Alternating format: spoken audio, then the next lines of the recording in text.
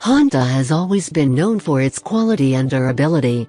But for the past few years, its CRF450R's shortcomings have outweighed the bike's strengths. For 2017, Big Red is looking to change that with a 450 that, outside of the color red, shares very little with its predecessor. What's new? Honda's objective for the CRF450R was to not only improve the engine, but the chassis, ergonomics, and handling as well. Starting at the Unicum engine, Honda has made numerous updates for added low, mid, and top-end power.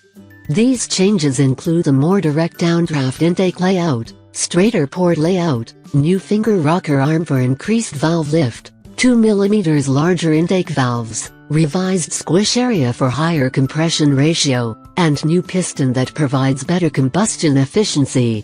A diamond-like carbon (DLC) coating has been applied to internal parts for better durability, while the clutch was updated with fewer, thicker plates that contribute to a shallower overall assembly. A compact exhaust system with more gradual bends for smoother exhaust flow rounds out the engine updates. The chassis is host to multiple changes that add up to a lighter overall design, with emphasis on mass centralization and improved handling. This begins with a lighter weight, 6th generation aluminum frame with reduced torsional stiffness, lighter weight swing arm with more vertical and lateral stiffness, and repositioned shock that's mounted lower in the frame. Perhaps the biggest change, though, is the new 49mm Showa coil spring fork, which Honda has reverted back to after multiple years spent using an air fork.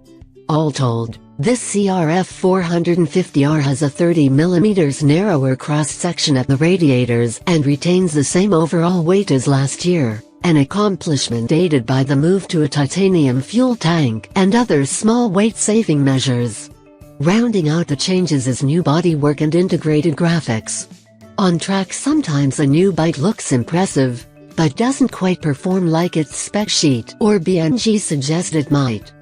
Thankfully, the CRF450R's good looks translate to incredible on-track performance. The power delivery is linear yet strong, and while there's a much more significant hit, the bike isn't difficult to ride. It's as if Honda has somehow discovered the holy grail of power. That power comes on strong off the bottom, pulls through the mid, and continues into the top end. It's the perfect combination of abundant pull with a smooth, controlled delivery.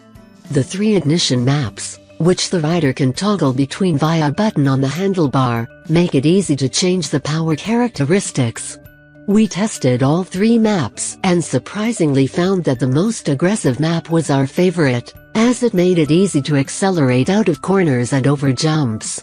On starts, the 3rd map also hooked up very well whether in 2nd or 3rd gear. If more control or traction is needed, though, the standard map is the way to go. The chassis and new suspension work equally as well.